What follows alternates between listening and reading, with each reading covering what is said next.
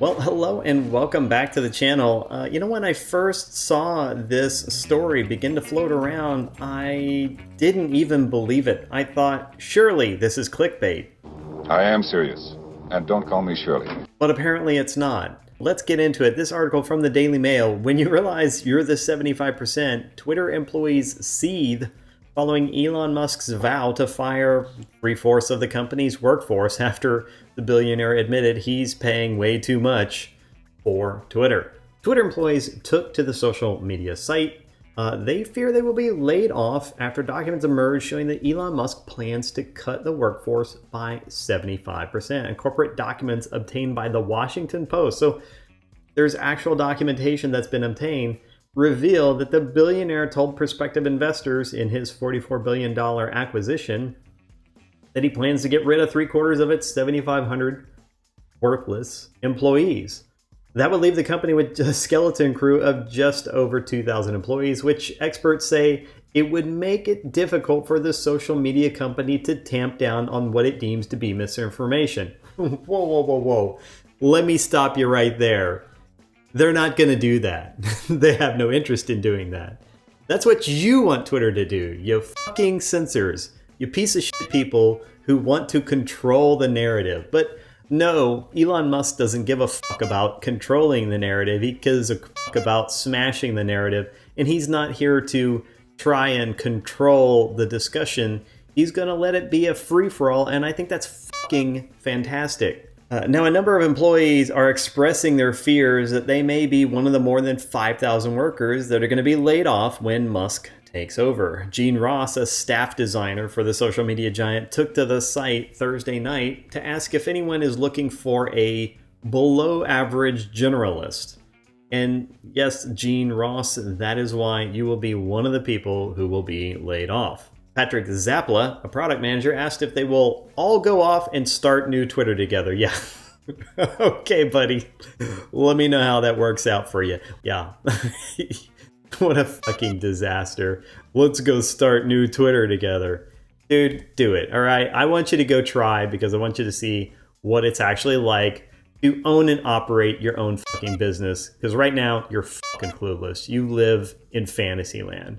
Parker Lyons, a senior financial analyst at Twitter, also tweeted a series of memes upon hearing the news, including a tweet reading, "When you realize you are the 75%, with a clip of Magic Johnson shaking his head and saying, "I'm not going to be here."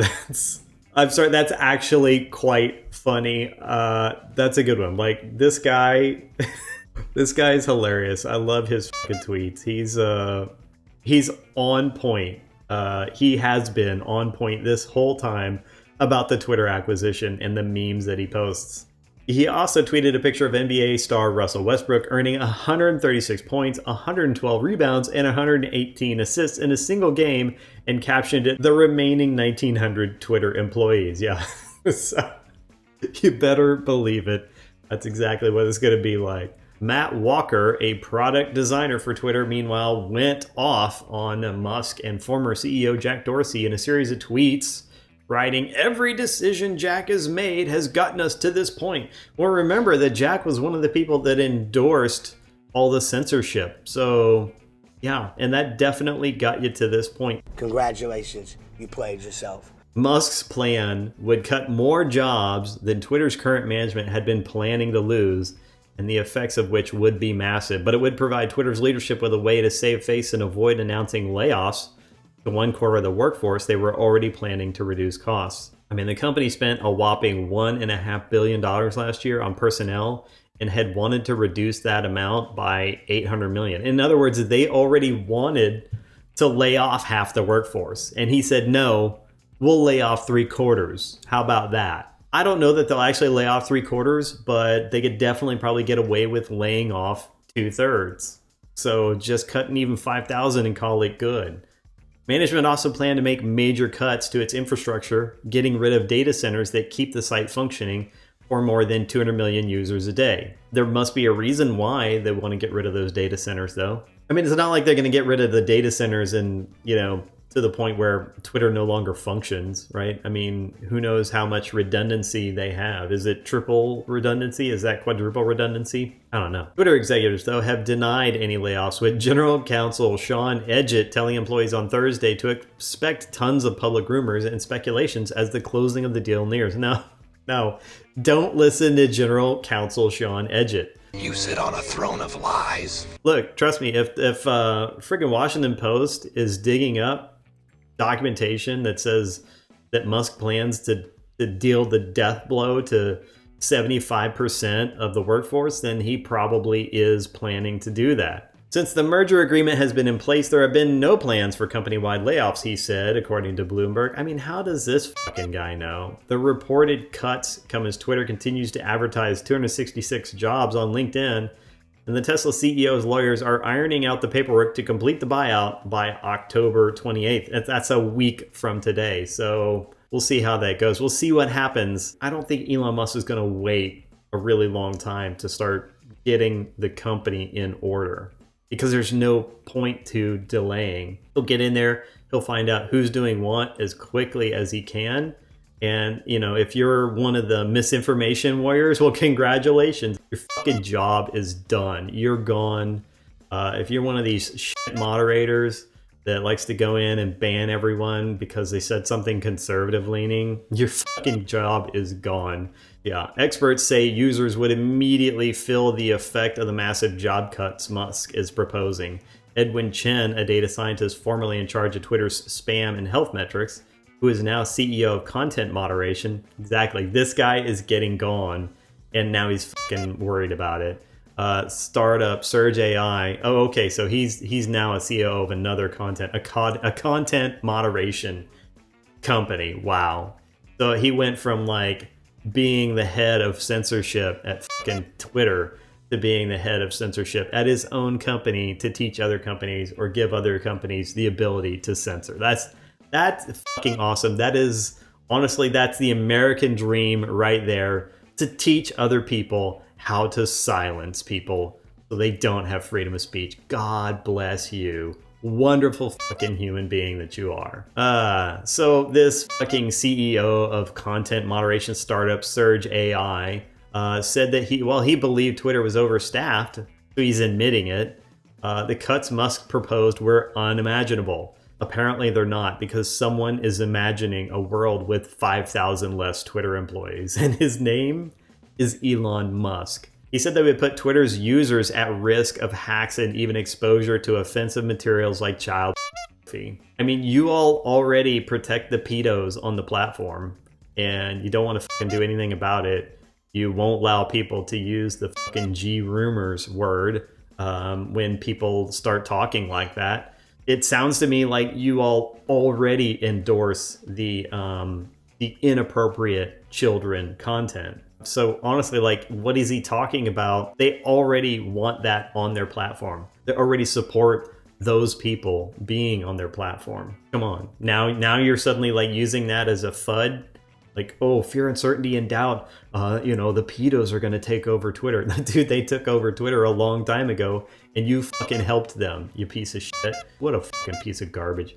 It would be cascading effect where you'd have service going down and the people remaining not having the institutional knowledge to get them back up and being completely demoralized and wanting to leave themselves. Probably not, because if they get to stay, they're pretty much guaranteed a job. They're one of the people that actually performs, and that means that they're guaranteed to, as long as they keep it up, they're guaranteed to have a job. And they're also probably guaranteed to get maybe better pay because you don't have all this additional overhead. You don't have all this ridiculous overhead from 5,000 extra people hanging about doing fucking nothing. At the same time, the company is not hiring as many new personnel and has stalled projects as its stock prices plummeted. Twitter has since been found to falsify its monetizable daily active users, the number of users who can see ads on the site. Yeah.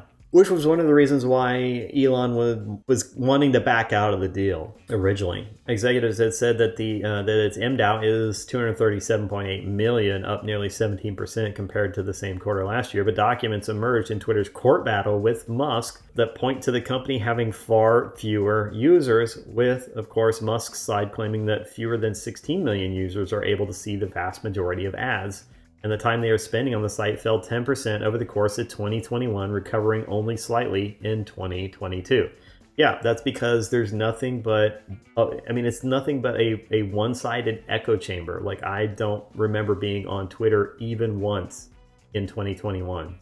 Not once. That's why your site activity fell, because it became a one-sided echo chamber for woke weirdos to go out and fucking circle jerk and congratulate themselves and masturbate each other. Other people who actually want to be free thinkers and to fucking be able to speak the truth and speak facts, to discuss actual science and things like that. They're not there to just discuss the fucking narrative. You can't say shit like that on Twitter, or somebody's gonna fucking report you about it. So yeah, if you can't go on there and actually have a conversation, then nobody wants to get involved with it. And a bunch of people left. And some people came back in 2022 after the discussions with Musk started up and after he said he was going to buy it. So, I think if he takes over, then I think honestly activity will pick up. I think they're going to get more MDAU. They're going to get more ad impressions. And, I think laying off 50% of the workforce is probably doable because Twitter itself was thinking about that very thing. So obviously that's a doable thing. So then to say, well, maybe actually 2/3 or even 3/4 could go, well, maybe 3/4 is aggressive, but maybe that's the high number. So somewhere between 50 to 75%.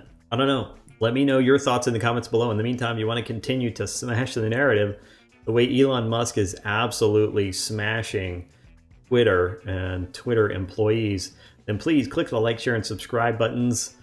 We're currently pushing 4,000 subscribers and we're nearing 700. So you can help the channel out by clicking the subscribe button if you're enjoying the content. That's all I have for now, and I'll see you in the next video.